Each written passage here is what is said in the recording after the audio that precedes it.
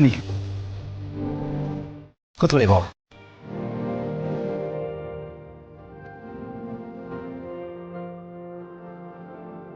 ಮಹಿ ಜೀವ ಇದೆಲ್ಲ ಏನೋ?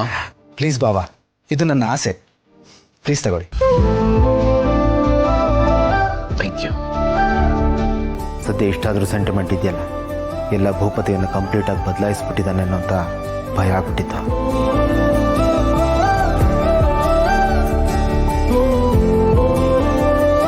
ಒಂದು ನಿಮಿಷ ಬಂದೆ.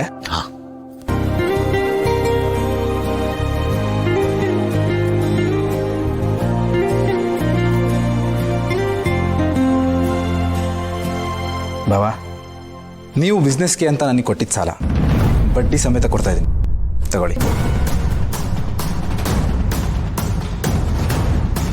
ಇಷ್ಟೊಂದು ದುಡ್ಡನ್ನು ಕ್ಯಾಶಲ್ಲಿ ಇಟ್ಕೊಂಡಿದ್ದಾನಲ್ಲ, ಯಾಕೋ ಮಿಸ್ ಹೊಡಿತಾ ಇದೆ. It's okay. ನೀವೇ ಹೇಳಿದ್ರಿ ಸಾಲದ ಥರ ಕೊಡ್ತಾ ಇರೋದು ಬಡ್ಡಿ ಸಮೇತ ತೀರಿಸ್ಬೇಕು ಅಂತ. ಕಷ್ಟಪಟ್ಟು ದುಡಿದು ತೀರಿಸ್ತಾ ಇದ್ದೀನಿ, ತಗೊಳ್ಳಿ.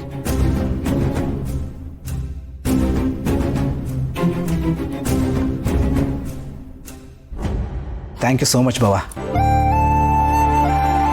ಇವತ್ತು ನಾನು ಈ ಮಟ್ಟಿಗೆ ಬೆಳೆದಿದ್ದೀನಿ ಅಂದರೆ ನೀವು ಮಾಡಿದ ಹೆಲ್ಪೇ ಕಾರಣ. ನಾನು ಅದನ್ನು ಯಾವತ್ತೂ ಮರೆಯಲ್ಲ. ನೋಡ್ತಾ ಇರಿ ಇನ್ನು ಯಾವ ಮಟ್ಟಿಗೆ ಬೆಳಿತೀನಿ ಅಂತ. ಅಕ್ಕ, ಭಾವ, ಯಾವುದಕ್ಕೂ ಸ್ಟ್ರಾಂಗ್ ಆಗಿ ಆಶೀರ್ವಾದ ಮಾಡಿ. ಆಗಲಿ, ಒಳ್ಳೆದಾಗಲಿ.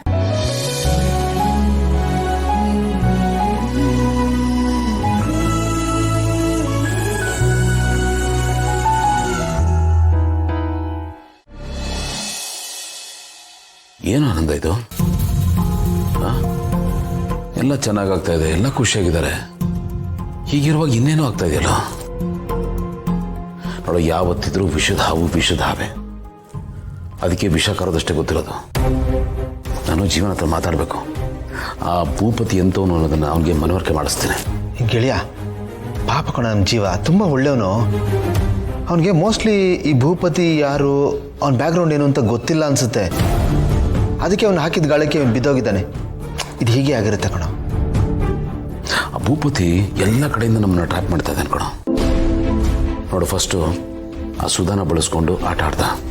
ಈಗ ಈ ಜೀವನ ಇಟ್ಕೊಂಡು ಹೊಸ ಆಟ ಶುರು ಮಾಡಿದ್ದಾನೆ. ಆಡಲಿ, ಅದೆಷ್ಟು ದಿನ ನಡೆಯುತ್ತೆ ನಾನು ನೋಡ್ತೀನಿ. ಬಟ್ ನನ್ನ ಕನಸು ಏನು ಗೊತ್ತಾ? ಜೀವನ ಬಳಸ್ಕೊಂಡು ಏನು ಮಾಡಿಕೊಟ್ಟಿರ್ಬೋದು, ಏನು ಪ್ಲ್ಯಾನ್ ಮಾಡ್ತಾ ಇರ್ಬೋದು ನನಗೆ ಗೊತ್ತಾಗ್ತಿಲ್ಲ. ಗೆಳೆಯ, ನೀನು ಜಾಸ್ತಿ ತಲೆ ಕೆಡಿಸ್ಕೋಬೇಡ. ಇದನ್ನು ಸದ್ಯಕ್ಕೆ ಸೈಡ್ಗಿಟ್ಟಿರು. ಗೃಹ ಪ್ರವೇಶಕ್ಕೆ ಬಂದಿದ್ದೀವಿ, ಎಲ್ಲರ ಜೊತೆ ಇವಾಗ ಸಂತೋಷವಾಗಿದ್ಬಿಡು. ಯುದ್ಧ ಶುರುವಾಗಿದೆ ಕಣೋ, ಬೇರೆ ಆಪ್ಷನ್ನೇ ಇಲ್ಲ, ನಾವು ಮಾಡಲೇಬೇಕು. ಅವ್ನು ಶುರು ಮಾಡಿದ್ದಾನೆ, ನಾವು ಅದನ್ನು ಮುಗಿಸೋಣ. ಏನು ಬೇಕಾದ್ರೂ ಹೋಗಲಿ, ನಾವು ಫೇಸ್ ಮಾಡೋಣ. ಒಬ್ಬ ಭೂಪತಿ ಅಲ್ಲ, ಇಂಥ 100 ಭೂಪತಿಗಳು ಬಂದರೂ ನಮ್ಮನ್ನೇನು ಮಾಡ್ಕೊಳಕ್ಕಾಗಲ್ಲ ಕಣೋ. ನಮಗೆ ಆ ದೇವ್ರ ಶ್ರೀರಕ್ಷೆ ಇದೆ. ಹಾರಾಡ್ತಾ ಇದ್ದಾನೆ, ಮಗ ಹಾರಾಡಲಿ. ಅವ್ನು ರೆಕ್ಕೆ ಪೊಕ್ಕ ಹೆಂಗೆ ಕಟ್ ಮಾಡಬೇಕು ಅಂತ ನಮಗೂ ಗೊತ್ತಿದೆಯಲ್ಲ. ಡೋಂಟ್ ವರಿ, ಎಲ್ಲ ಸರಿ. ಬಾ, ಸಂತೋಷವಾಗಿ ಎಲ್ಲರ ಜೊತೆ ಇರೋಣ. ಬಾ.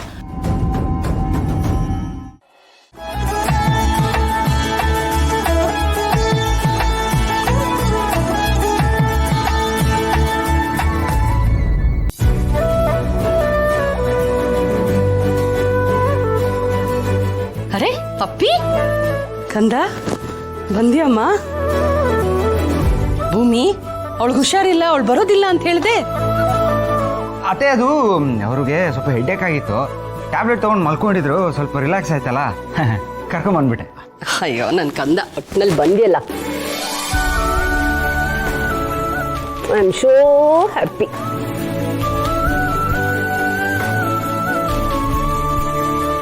ಥ್ಯಾಂಕ್ ಯು ಪುಟ್ಟಿ. ಕಡೆಗೂ ಬೇಜಾರೆಲ್ಲ ಮರ್ತು ವಾಪಸ್ ಬಂದಿಯಲ್ಲ. ಬಾ, ಇನ್ನೇನು ಪೂಜೆ ಶುರು ಆಗುತ್ತೆ, ಕರೆಕ್ಟ್ ಟೈಮಿಗೆ ಬಂದಿದ್ದೆ. ಬಾ.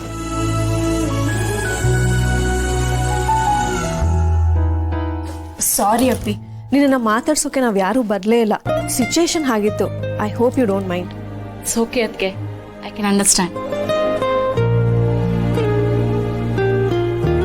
ಪಾರ್ಥ, ನೀನ್ ಹೇಗಿದ್ಯಾ? ನಾನು ಚೆನ್ನಾಗಿದ್ದೀನಿ. ಇದೇನಿದು ಪಾರ್ಥ ಅಂತೆಲ್ಲ ಕರಿತಾ ಇದೆಯಾ?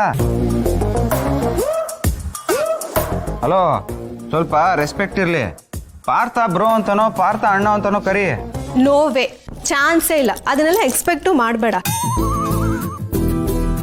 ನಿನ್ನ ಹೆಸ್ರಿಗಷ್ಟೇ ಅಣ್ಣ, ಅದೇ ತುಂಬ ವಿಷಯದಲ್ಲಿ ನಾನು ನಿನ್ಗಿಂತ ದೊಡ್ಡವಳು. ಆ, ಅದೇನೋ ನಿಜ ಬಿಡು. ನಮ್ಮ ಮನೇಲಿ ಫಸ್ಟಿಗೆ ಲವಲ್ ಬಿದ್ದು ನೀನೇ ಅಲ್ವಾ? ಆ ವಿಷಯದಲ್ಲಿ ನಾವೆಲ್ಲ ಬಚ್ಚ, ನೀನ್ ಮುಂದೆ ನೀನೇ ಸೀನಿಯರು. ಹೌದು, ಮತ್ತೆ ನಾನು ಜೀವ ಲವ್ ಮಾಡಿಲ್ಲ ಅಂದಿದ್ರೆ ನಿನ್ಗೆ ಅಪೇಕ್ಷೆನೂ ಸಿಗ್ತಾ ಇರ್ಲಿಲ್ಲ, ಗೌತಮ್ ಅಣ್ಣಗೆ ಅದಕ್ಕೇನು ಸಿಗ್ತಾ ಇರ್ಲಿಲ್ಲ. ಸೊ ನೀವೆಲ್ಲರೂ ನನಗೆ ಥ್ಯಾಂಕ್ಫುಲ್ ಆಗಿರ್ಬೇಕು. ಈ 2 ಮನೆ ರಿಲೇಶನ್ಶಿಪ್ಗೆ ಫೌಂಡೇಶನ್ ಹಾಕಿದ್ದೆ ನಾನು. ಬಟ್ ನಾವು ಬಿಲ್ಡಿಂಗ್ಗೆ ಕಟ್ಕೊಂಡ್ಬಿಟ್ವಿ ಅಲ್ಲ? That is the fact. But ಅದ್ರ ಬಗ್ಗೆ ನನಗೇನು ಬೇಜಾರಿಲ್ಲ. ನಿಮ್ಮಿಬ್ರು ಮಧ್ಯೆ ನಾನು ಬ್ರಿಡ್ಜ್ ಆಗಿದ್ನಲ್ಲ, ನನ್ಗೆ ಅದೇ ಖುಷಿ ಇದೆ. ಮಹಿಮಾ ಕರೆಕ್ಟಮ್ಮ, ನೀನು ಬ್ರಿಡ್ಜೆ. ಪಾರ್ಥ ಅಪೇಕ್ಷೆ ಎತ್ತಾಕೊಂಡೋದ್ನಲ್ಲ, ಅದಕ್ಕೆ ಅವನು ಫ್ಲೈಓವರು. ನಮ್ಮ ಗೆಳೆಯ ಅತ್ಗೇನೆ ಪಾಪ. ಎಲ್ಲರೂ ಸೇರಿ ಮದುವೆ ಮಾಡಿದ್ವಲ್ಲ, ಅದಕ್ಕೆ ಅವರು ಅಂಡರ್ ಪಾಸು.